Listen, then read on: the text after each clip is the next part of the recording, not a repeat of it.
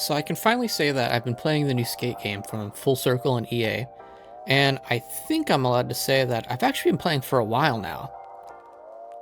I figured it's time to do kind of like a first impressions video from someone who has played every Skate game growing up, including Carpal Tunnel Edition, and from someone who grew up skateboarding at the same time. Let's start with the gameplay. It's good. Appreciate you, thanks for watching. Here, I'm gonna toss up some gameplay I got from the new early access build. But keep in mind, all progress has been reset, so I'm not as swagged out as I could be. Yeah, the gameplay, it's just solid. I don't have that many complaints about it. It feels really good. You just get really good feel for your speed, movement. A lot of tricks feel very good. You can control the speed of some of them. You're seeing here, good feel for that more technical, kind of realistic type of gameplay. That's what I tend to lean towards. If you're more of that arcadey, Tony Hawk style kind of player, there's plenty for you here too. There's a lot of big obstacles around the city for you to find. So I think they've really nailed that balance for, there's a little something for everyone in terms of playability, gameplay style, and all that. Your controls are pretty much the same as the older Skate games. There's a bit more options now, a bit more you can customize, some accessibility features and all that. I think that's really nice. I think they did a good job on adding things. Now when it comes to your flip tricks and style control, maybe you're not going to have the same amount of control as something like Skater XL or maybe Session might give you, but that's not what they're going for. And still, I think what they've added here does work well enough. But yeah, I mean, overall, it works for me at least. As someone who is more of a realistic style player, I really lean towards the more technical skating, as I used to in real life. It works. I think it feels good. You're not going to hit everything first try. There's enough challenge here, though. A lot of the technical skating looks good to me. I like it.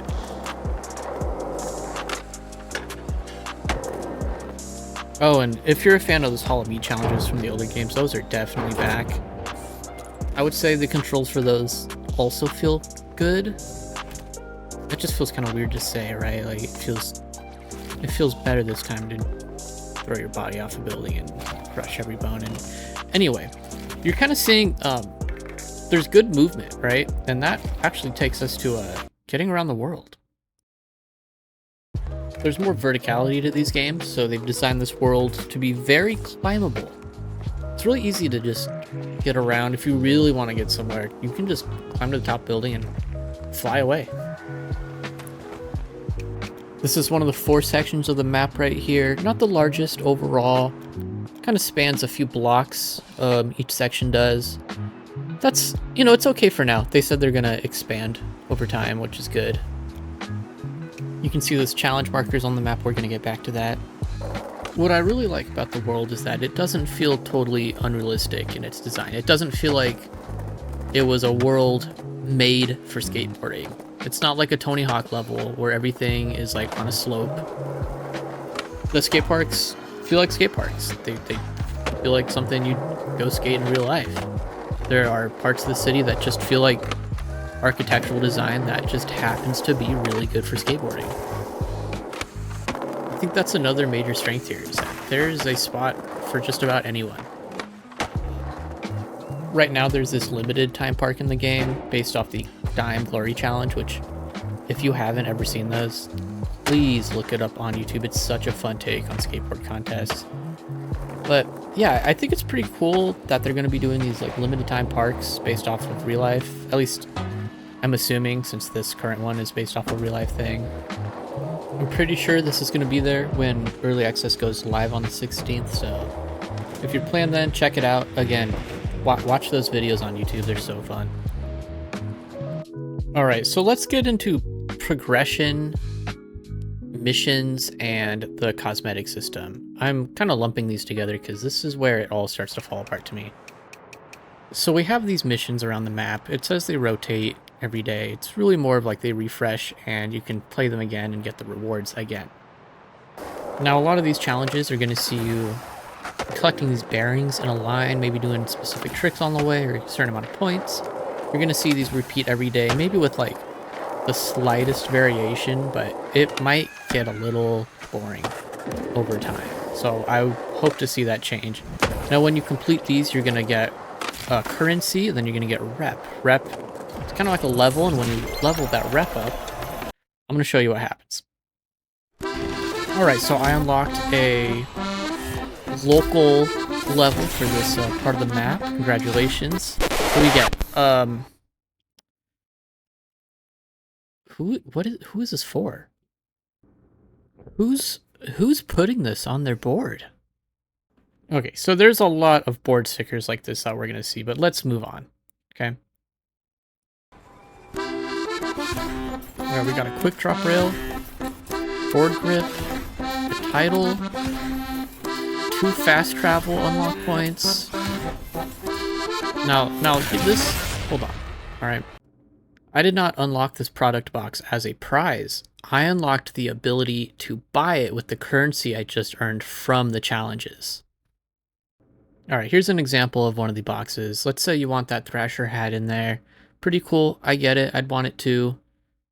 You can't just pick that out. You have to get lucky with it. This is the process, okay?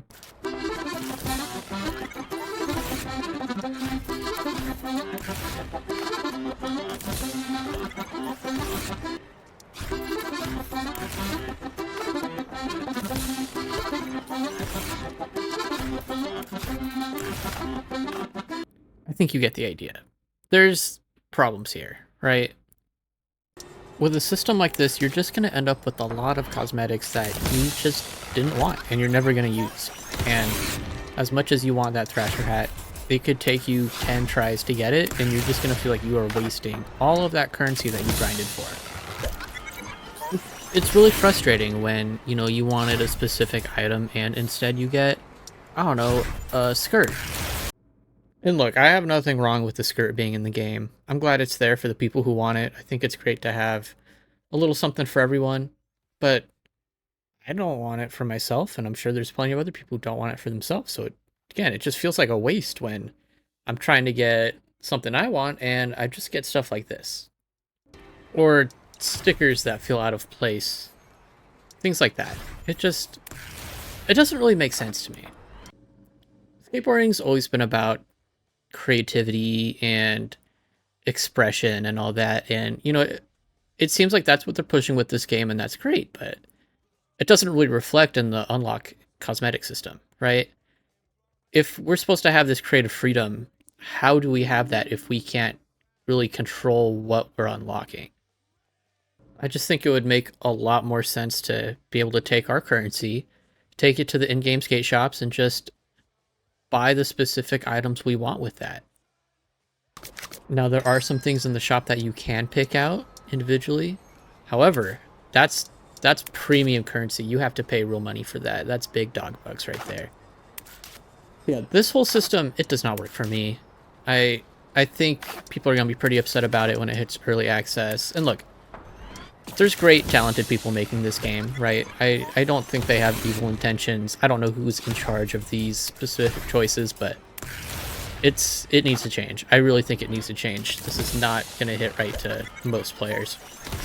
And there are certain cosmetic items, like a lot of the stickers that we're seeing, that I don't know who's going to use them. They only go on your board, right? But it just makes me ask this question. This is going to come up later. Who is this for exactly, right? And again, these are all designs made by really talented people. I'm not trying to put anyone down for making these designs, but I just don't think some of them fit here. And with the topic of visual designs, why don't we get to another more divisive part of this game? I'm not going to take too much time on the audio and visuals because that is a horse that's been beat to death by just about everyone else talking about this online. Now, if you've seen talk about Skate Online, you've probably seen plenty about the visual style.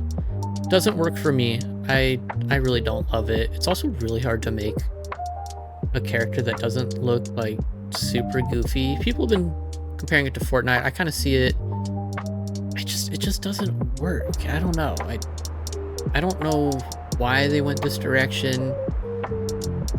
Now, Full Circle has stated that as early access develops over time, they're going to make some changes to visuals and everything else, and I really hope there's a major overhaul in the works. This doesn't work for me. I just feel like it doesn't really fit. And that's an ongoing theme here. The audio also, yeah, the VO, that's a no thanks from me. Commentary, no thanks. You can see I ended up muting voiceover. It just doesn't work for me. I feel bad saying it. Like, I'm not trying to, like, really put this game down. Again, very talented people working on it, but the approach to the writing for some of the dialogue and voiceover work, it's so odd to me. Like, unless you are 12 years old or a Joss Whedon fan, I don't really know if this is for anyone else. Like, it doesn't feel very skateboarding, if that makes sense. It is like constantly throwing around all these little cheeky jokes at you, and it's just like, chill. Like, I don't need this all the time. It's to a point where it starts to feel disingenuous and like kind of belittling in a way. Like, it's like it doesn't respect us to have a good time on our own. You know, like, it's weird. Also, there's this AI program, V, that you're seeing right now. Again, muted. Sorry, I don't have any like audio examples to give you guys. It doesn't sit right with me to have like an AI character guiding you around in the world of skateboarding that's like, you know, based in art and creativity. And I don't think an AI really represents that, you know? The music's pretty cool though. I'll give them that. Cool soundtrack. I would have liked to see a few more songs that are like from skate videos like the older games used to do. Give us more of that, please. But it's there is pretty good. You're gonna discover some new music that you like. You'll see some music that probably you've heard before. There's another cool thing here. You can actually discover songs while you're out around town. You'll kind of like approach, you know, a stereo or something, and you can figure out the song, and then it adds it to your playlist. Other than that, though, I mean, the skateboarding sounds themselves are pretty good. Sound design's pretty good. I don't really have any notes on that. It works. Alright, let's get into some final thoughts here. First off, look, I know I've had a lot of negatives to say about this, and I still want to thank, like, EA, Full Circle, for giving me access to this. The gameplay has still been super fun, and I'm not trying to, like, get anyone not to play this game. You know, I'm not trying to convince you to stay away from it. It's free to play on the 16th for everyone. You know, give it a try, right? Like, you know, get your own experience out of this. That being said, I think a main issue I have here is it's something that the other issues I think stem from, for the most part. This is a game with great skateboarding gameplay. You know, you gotta give it to them. But it feels more like a game with skateboarding than a skateboarding game, if that makes sense. It doesn't feel so much like the celebration of skateboarding and skateboard culture that the other skate games brought. Now, adding stuff from the Dime Glory Challenge, that's a good step. I do like that, but what else? We need more. The other skate games were full of skateboarding. They're full of references to real life skateboarding, to the culture, to the professional and amateur skateboarders out there, to the photographers and videographers like Atiba Jefferson and Retta. Where is that here? The older games had soundtracks full of songs that were in iconic skate videos. It just doesn't feel like the older games in a way that it should. And look, I think evolution away from those, evolution in game design is a good thing, but the direction this is going, there's a spirit that's just significantly lacking. The older games, they had culture and references and nods to what makes skateboarding skateboarding. This is just missing that. It doesn't really make reference to skate videos or iconic tricks at iconic skate spots. Instead, we get this kind of just cheesy voice work. Again, I'm really sorry. It just doesn't work for me. And I don't know. This combined with the other issues turns this into a game so far that I'm not really sure who it's for at this point, and that kind of worries me. And again, to be fair, this is early access. So there's a long ways to go, and they've been very open about that. There's plenty of changes that could happen, but my experience so far, other than loving the gameplay, really love the gameplay, but I just can't help but think every time I'm unlocking stuff in the game and hearing things, I'm just like, who is this for? Because I'm not sure it's for me at this point. And that's a bummer. And I don't know, maybe I'm being too harsh. Maybe I've been wondering, maybe I'm the one that's like growing out of it. Like, I'm getting older, things are changing. Maybe I don't get skateboarding culture anymore. Maybe I've moved on, maybe it's moved on without me. I think about that, but then I'm reminded of that damn slice of pizza. So I don't know. There's plenty of time for them to make changes and all that. I mean, again, this is early in the lifespan of this game. Plenty I'd like to see change, for sure. Admittedly, I'm pretty surprised that they're going early access already for the public. I do worry about what the reception's going to be like from some of the issues I have. Aside from gameplay, people are going to love the gameplay for sure. I love the gameplay. So kind of surprised, you know, skateboarding over the last 5 or 10 years has definitely changed a lot in how it's shown off. You know, the older skate games had a lot about like putting a skate video together, putting a team together, stuff like that. There's a lot that has changed with social video websites or apps like Instagram, right? Like a lot just gets tossed on Instagram. So I'm really surprised that like thematically this game is not kind of going for that, right? You would think there'd be some like cool like social video aspect to this game to reflect what's going on in real life, but who knows? Still time. Those are my thoughts. You know, let me know if you have any questions you'd like to see more. You can follow me here. I'm streaming all the time on Twitch and TikTok, and oh my god, what is that? What is that noise? What is that? No, oh my god.